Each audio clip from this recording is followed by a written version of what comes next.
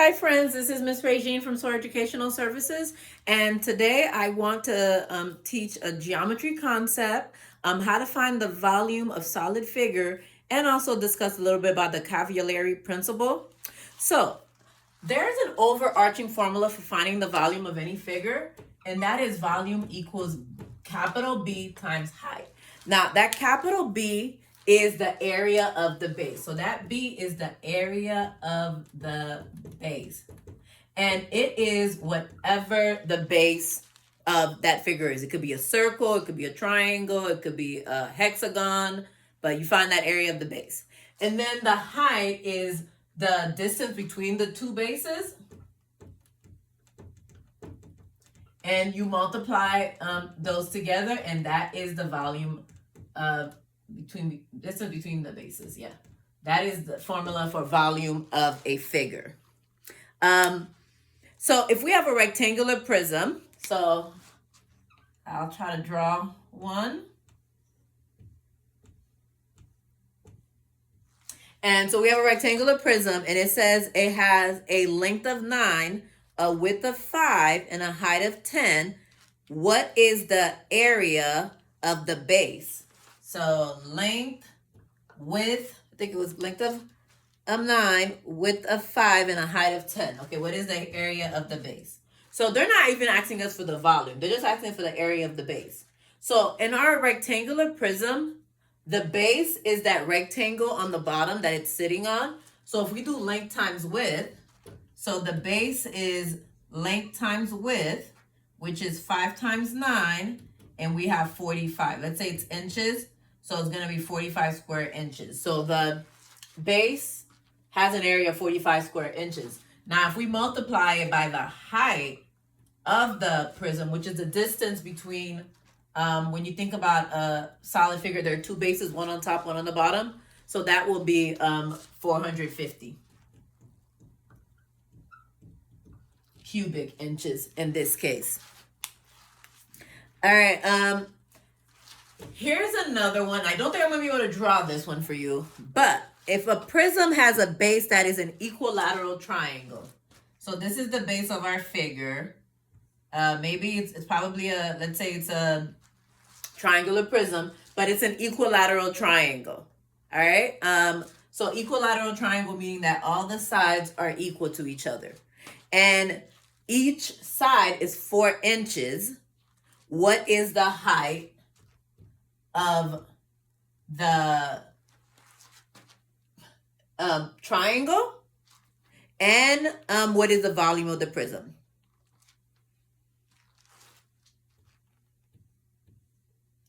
I'll try to draw it. So something like this. The height of the prism is 10. I'll put it right here. So remember, I said the height is the distance between the two bases. I know my picture is not the best, but if you look at the distance between the two bases, between the two triangles, so in a triangular prism, so the name tells you what shape it is, what shape the base is. So in a triangular prism, the base is a triangle. So if you can just identify, okay, these are my two triangles, and then you look at the segment that goes between the two triangles, that will be the height of the triangular prism. Not to be confused with the height of the triangle. So now we still have that overarching formula, which is volume equals base times height. The base of a triangular prism is a triangle. We need to find the area of this triangle. So I'm going to move it to the side because this one is a more involved problem. Triangular prism are probably one of the harder ones to find the volume. So you got to find the area of this equilateral triangle, which we were not given a whole lot of information. So we actually have to find the height of this equilateral triangle. Because if you recall from middle school, the area for the formula for the area of a triangle is base times height times 1/2, or base times height divided by 2. So we need to find the height. So we can find the height of this triangle by dropping a perpendicular line. It's actually, we're doing a perpendicular bisector. So we're cutting this in half. Now, if a triangular prism, if all the sides are the same, then all the angles are the same. So that means this is 60, this is 60, this would have been 60, but we're cutting it in half. So it's actually 30 now and 30.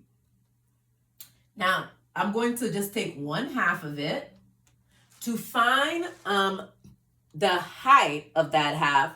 If you recall, I created, remember I dropped a perpendicular bisector, so I made a right angle and I cut that angle in half. That's why it's a perpendicular bisector. I have created a 30, 60, 90 triangle, guys. And in geometry, you do need to know about your 30, 60, 90. I have other videos on 30, 60, 90 that you can look at. Right now, if my hypotenuse is 4, the side across from there is going to be half of the hypotenuse, which is 2. Plus, I could tell if this was 4 and I split it in half, it's 2. And the height is 2 radical 3. So the area of this triangle is base of 2 times a height of 2 radical 3 divided by 2. So if we have 2 times 2 is 4. 4 radical 3 divided by 2 is 2 radical 3. So the area of this triangle that I cut off is 2 radical 3. But now we do remember that I cut it off in half because I wanted to find the height. But it's actually 2 sides, so I can double it for the other side. So I know if you don't, when you get very fluent with this, you won't have to do all the steps. You'll be like, well, I don't need to divide by 2 because I need both halves. But I just wanted to go through the steps with you. So all of it total is 4 radical 3. So the area of all of this equilateral triangle is 4 radical 3 because of the other side. Now the height of our prism is 10. So all we have to do is multiply 4 radical 3 by 10 and we get 40 radical 3. Now if they ask you for the decimal, you may have to plug that into a calculator, but we were able to do that all without a calculator. All right, here's another one for us to try. So if we have a cylinder, so I'll try to draw that one. Something like this. So a cylinder is a solid figure also. This is my attempt at a right cylinder. So in a cylinder, the base are circles. So if you remember again, think back in middle school, the formula for the area of a circle is pi r squared. So area of a circle is pi r squared. So often, you'll see for a cylinder that they'll write the formula is pi r squared h.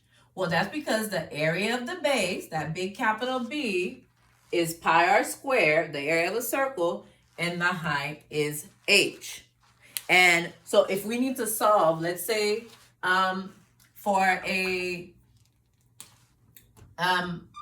shape that has a height of 10 and a diameter, so they might trip you up a little bit. Let's say the diameter is 6. Well, and we're going to keep our answer in terms of pi. That way we can maybe avoid picking up a calculator. So if the diameter is 6, the radius is 3 because the diameter is, and they may not even draw it for you. So you just have to know that. If the diameter is 6, the radius is 3. And our height is 10. So 3 to the second power is 9. And 9 times 10 is 90 pi. If it's in inches, we'll say cubic inches. Again, if you need to find the decimal, you would just need to do 90 times pi, and it'll give you a decimal probably over 270. Yeah, definitely over 270 something. So that would be for our cylinder. All right, the other thing that I think that's very important for you guys to know is the Cavallieri principle. So it's a complicated word, but it's actually a very simple concept.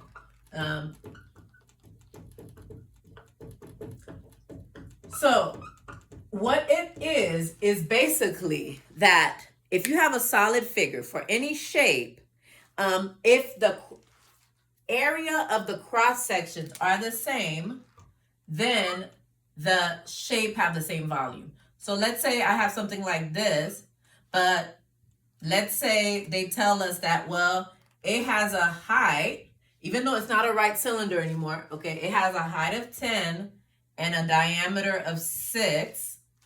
So while it's slanted, this cylinder is slanted, it has the same area of 90 pi cubic inches as the first one we found, because the area of the base are the same. So as long as we've established that the area of the base for each cross section is the same, then it's going to be the same.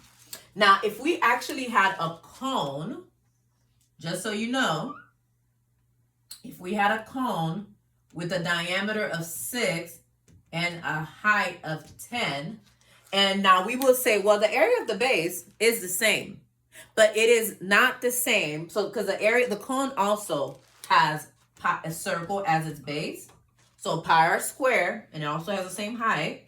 So we could say, well, it has that area of the base of 9 pi, and then the height is still 10. Now, but remember, we said for Cavallieri's principle, every cross section that you slice through, which should be that circle with that 9 pi area. If that's not the case, then we cannot say the volume is the same. So in this case, in a cone, if you notice, it gets smaller. And actually the formula for a cone accounts for that. There is a 1/3. So a cone is just like a cylinder. It's a third of a cylinder. So if you ever see some visualization, well, they'll show that you can put a cone inside of a cylinder and there's gap in between. So that's like, it's a third of the cylinder. So a cone would not have that same volume, because at every cross section, even if it has the same area of the base and the height, it doesn't have it at every cross section. So a cone will be 1/3. It would not be the same volume as a cylinder.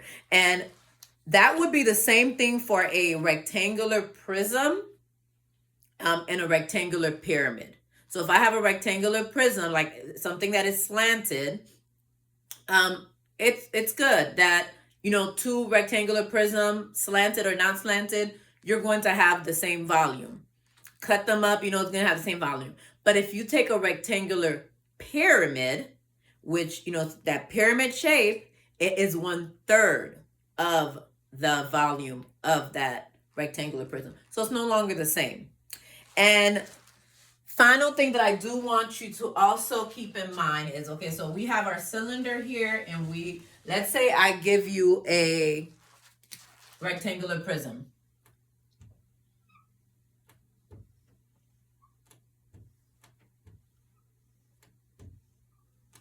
And I'm going to change it up a little bit to maybe some friendlier numbers for me. So let's say over here, I tell you that, you know what? The area of this circle is 20 square centimeters. It just is. Somebody solved it, and that radius is exact number to give us exactly 20, no more, no less. And then I also tell you, well, this rectangular prism also has a area of 20 square centimeters for the base. And this height is also 10. Well, automatically these two shapes have the same volume. So you just need to know that it doesn't matter specifically about the shape. If we have established that at every cross section of this cylinder, we have an area of a base of 20, and every cross section of this rectangular prism, we have a rectangular base with an area of 20, then the two shapes have the same volume, despite the fact that they have they're different shapes. They're going to have the same volume. So that's it for today. So I just want you to keep in mind that for volume, we have area of the base times the height. The base can be different shapes, so you will have to remember how to find the area for a triangle, a circle, a square or rectangle. That's pretty easy. It could be a hexagon. Any shape it can be. You have to find the area of the base and then multiply it by the height, which is the distance between the two bases. The Cavallieri principle tells us that if the area of the cross sections are the same at every place where you slice in a prism, then the volume are going to be the same. we're cone and square pyramid or rectangular pyramid are different, even if they have the same area of the base, because they are a third of that cylinder or that rectangular prism. And any two figures that have the same height and the same cross-sectional area, even if the actual shapes are different, whether it's a circle, a triangle, but if those areas are the same for however it is. So remember, like if I have that triangle, but I am telling you that, oh, you know what? That area of the triangle is 20 square centimeters, and the height of my prism is 10, regardless of anything else, and it's a triangular prism. Every slice of my triangle is 20 square centimeters, then my volume is going to be the same as these other two. All right, guys, I hope this was helpful. Please remember to like and subscribe, and see you next time. Bye.